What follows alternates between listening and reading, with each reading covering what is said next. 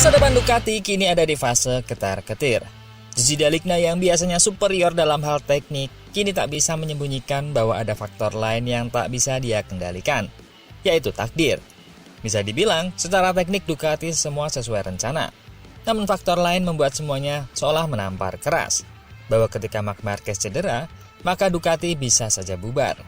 Apakah kini Ducati benar-benar menyadari betapa krusialnya merekrut Acosta? Dan juga ada toprak yang kemakan komentar netizen yang menjerumuskannya ke dalam masalah yang lebih besar di hidupnya. Agak konyol sih, tapi bukan toprak namanya kalau tidak menjajal masalah itu. Tapi apa? Dan juga ada Gresini yang akhirnya belak-belakan buka suara soal perseteruannya dengan tim milik Rossi dan juga Ducati. Dan siapa rider yang akan jadi skuadnya di musim 2027. Nah, seperti apa lengkapnya? Berita kali ini kita bahas.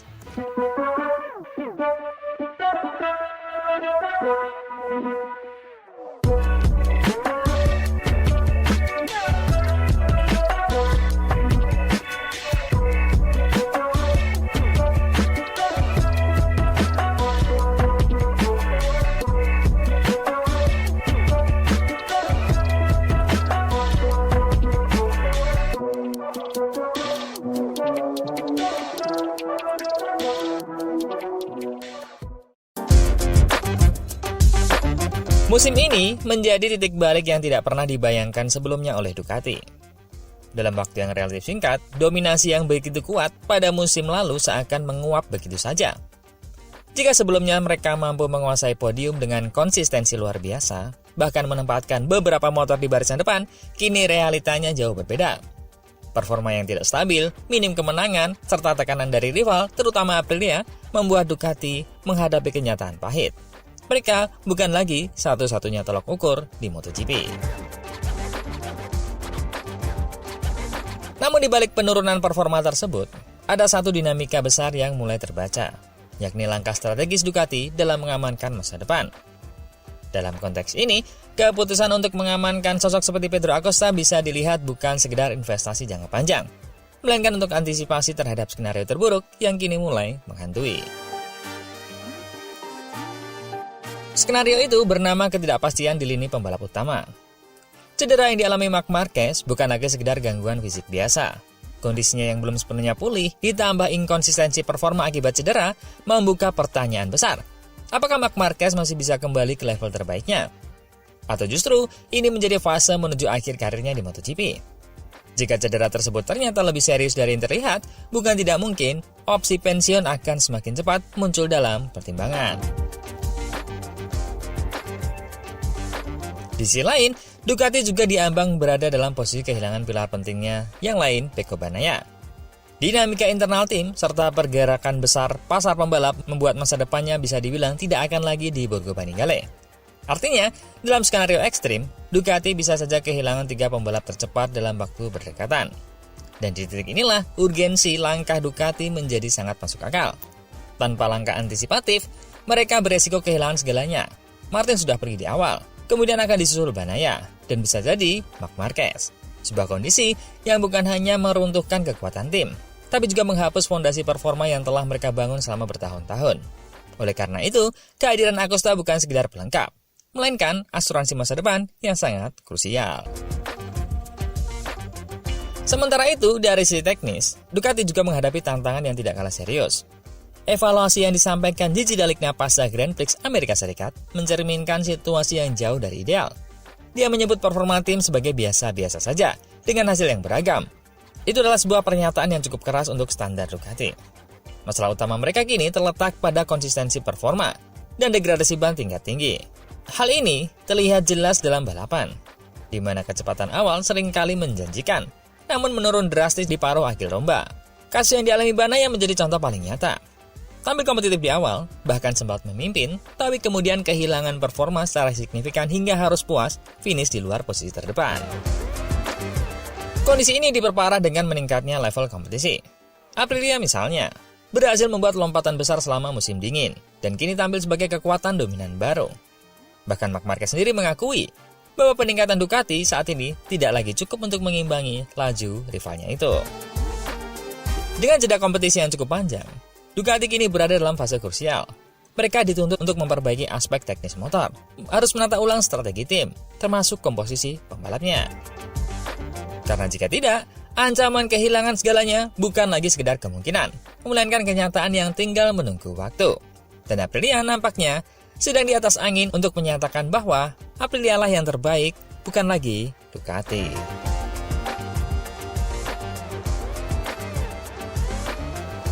Bila kedua, akhirnya nih, Gresini buka suara. Dan apa targetnya tahun depan? Dalam dinamika internal Ducati yang semakin kompleks, konflik antara VR46 dan Gresini kini tidak lagi sekedar soal rivalitas performa di lintasan. Perseteruan kini telah berkembang menjadi persoalan yang lebih dalam, yakni soal keberpihakan Ducati itu sendiri yang menentukan arah kebijakan dan distribusi kekuatan di antara tim satelitnya. Selama bertahun-tahun, Ducati berusaha menjaga keseimbangan antara dua entitas penting ini.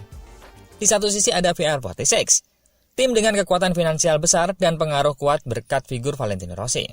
Di sisi lain, Gresini hadir sebagai tim yang dikenal lincah, efisien, dan terbukti mampu mengembangkan pembalap menjadi kompetitif. Namun dalam praktiknya, menjaga keseimbangan tersebut tidak pernah benar-benar mudah. Ketegangan yang selama ini terpendam mulai memuncak ketika Ducati mengambil keputusan sepihak untuk memindahkan Fermin Aldeguer ke VR46 mulai 2027. Langkah ini menjadi titik balik yang memperjelas arah keberpihakan Ducati. Bagi Gresini, keputusan tersebut bukan hanya soal kehilangan pembalap potensial, tapi juga sinyal bahwa posisi mereka tidak lagi sejajar dalam struktur Ducati. Situasi ini semakin sensitif, karena VR46 kini memegang status tim sebagai tim satelit dengan dukungan pabrikan penuh.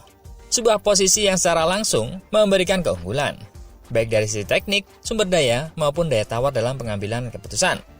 Dengan dukungan finansial yang lebih kuat, VR46 secara alami memiliki pengaruh lebih besar dalam menentukan arah kebijakan. Dan hal inilah yang mulai dirasakan sebagai ketimpangan oleh Gresini. Keputusan memindahkan Aldeguer secara sepihak menjadi simbol paling nyata dari ketimpangan tersebut. Terlebih lagi, pembalap itu sendiri sebenarnya menunjukkan keinginan untuk bertahan di Gresini.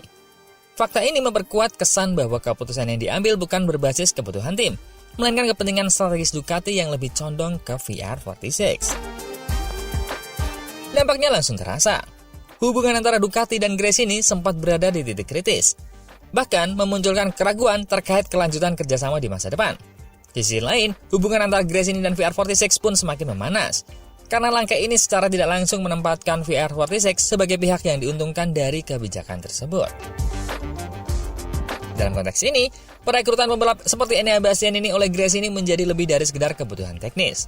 Ini adalah upaya untuk menjaga eksistensi dan daya saing di tengah tekanan struktural yang semakin berat.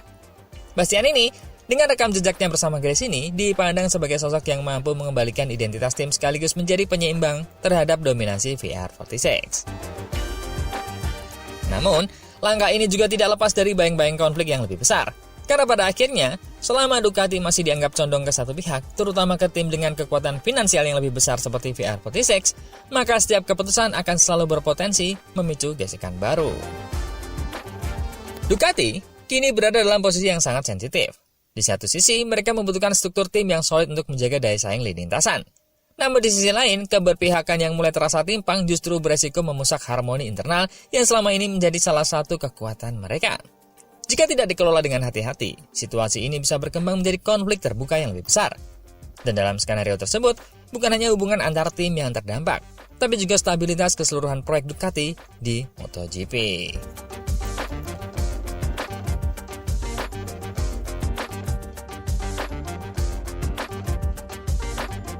Lanjut ke berita ketiga.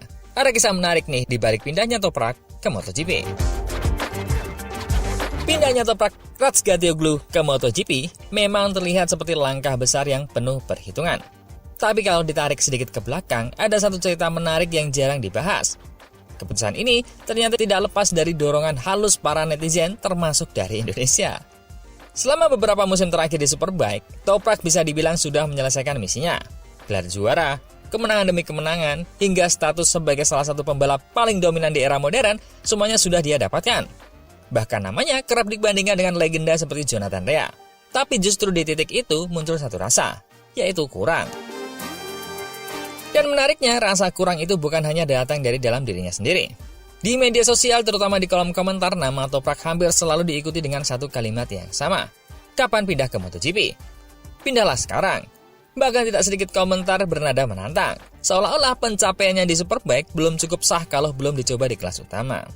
Netizen Indonesia termasuk yang paling vokal dalam hal ini. Dari YouTube, Instagram, sampai forum MotoGP, komentar seperti Toprak jago sih, tapi coba di MotoGP dulu. Atau kalau berani, pindah ke MotoGP. Terus bermunculan. Awalnya mungkin hanya candaan atau bentuk dukungan, tapi lama-lama menjadi tekanan tersendiri, dan Toprak membaca itu semua. Dia sendiri mengakui, pesan-pesan seperti itu datang tanpa henti. Semua orang seperti mendorongnya ke arah yang sama, yaitu naik kelas.